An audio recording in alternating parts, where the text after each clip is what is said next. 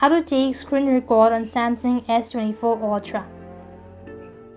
Hi everybody, welcome back to our channel.